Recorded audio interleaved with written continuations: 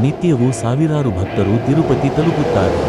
ಭಗವಂತನ ಪಾದಾರವಿಂದಕ್ಕೆ ಹಾರ್ದಿಕ ಪ್ರಾರ್ಥನೆ ಸಲ್ಲಿಸುತ್ತಾರೆ. ಆದರೆ ಬಹುತೇಕ ಜನರ ಮನಸ್ಸಿನಲ್ಲಿ ಒಂದು ಪ್ರಶ್ನೆ ಮೂಡಬಹುದು. ಈ ದೇವರ ಪೂಜೆಗೆ ಪ್ರತಿದಿನ ಅರ್ಪಿಸುವ ಹೂವುಗಳು ಎಲ್ಲಿಂದ ಬರುತ್ತವೆ?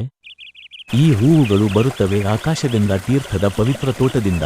ತಿರುಮಲ ಪರ್ವತದ ಶಾಂತ ವಾತಾವರಣದಲ್ಲಿ ಭಗವಂತನ ಸೇವೆಗೆ ಮಾತ್ರ ಮೀಸಲಾಗಿರುವ ಈ ಪುಷ್ಪತೋಟ ನಿಜಕ್ಕೂ ದೈವಿಕ ತಾಣ. ಬೆಳಗಿನ ಜಾವ ಈ ಪುಷ್ಪ ತೋಟದಲ್ಲಿ ಪೂಜಾ ಕಾರ್ಯಕ್ಕಾಗಿ ನಿಯೋಜಿತ ಪುಷ್ಪಪೂಜಾರಿಗಳು ಮಂತ್ರ ಪಠಣದೊಂದಿಗೆ ಹೂಗಳನ್ನು ಆಯ್ಕೆ ಮಾಡುತ್ತಾರೆ. ನಿಷ್ಕಪಟ ಭಕ್ತಿ, ಶುದ್ಧ ಮನಸ್ಸು ಹಾಗೂ ದೈವಿ ಸೇವೆಯೇ ಇವರ ಜೀವನ.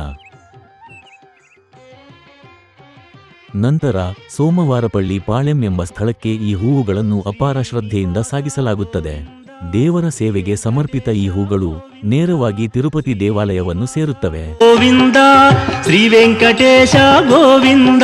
ಈ ಹೂವುಗಳಿಂದ ಮಹಾಪುಷ್ಪಾರ್ಚನೆ, ಅಲಂಕಾರ ಸೇವೆ ಹಾಗೂ ವಿಶೇಷ ಪೂಜೆಗಳು ನಡೆಯುತ್ತವೆ. ಚಂದನ, ಗಂಧ ಹಾಗೂ ಪರಿಮಳಿತ ಹೂಗಳಿಂದ ಅಲಂಕರಿಸಿದ ದೇವರು ತನ್ನ ಭಕ್ತರಲ್ಲಿ ಶ್ರದ್ಧೆ, ಶಕ್ತಿ ಮತ್ತು ಶ್ರೇಯಸ್ಸು ತುಂಬಿಸುತ್ತಾರೆ.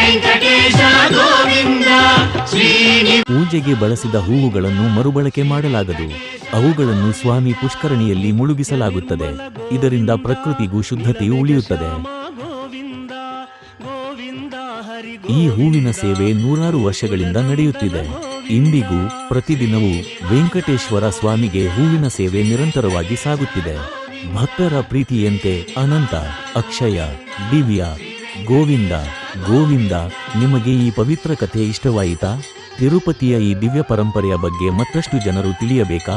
ಆಗ ಈ ವಿಡಿಯೋವನ್ನು ಲೈಕ್ ಮಾಡಿ, ಶೇರ್ ಮಾಡಿ ಹಾಗೂ ನಮ್ಮ ಚಾನಲ್ ಸಬ್ಸ್ಕ್ರೈಬ್ ಮಾಡಿ. ನಿಮ್ಮ ಬೆಂಬಲವೇ ನಮ್ಮ ಶಕ್ತಿ. ಕಾಮೆಂಟ್ನಲ್ಲಿ ನಿಮ್ಮ ಅನಿಸಿಕೆ ತಿಳಿಸಿ. ಇನ್ನು ಮುಂದೆ ಮತ್ತಷ್ಟು ಭಕ್ತಿಯ ಕಥೆಗಳೊಂದಿಗೆ ಮತ್ತೆ ಭೇಟಿಯಾಗೋಣ. ಶ್ರೀ ವೆಂಕಟೇಶ್ವರನ ಅನುಗ್ರಹ ಸದಾ ನಿಮ್ಮ ಮೇಲೆ ಇರಲಿ.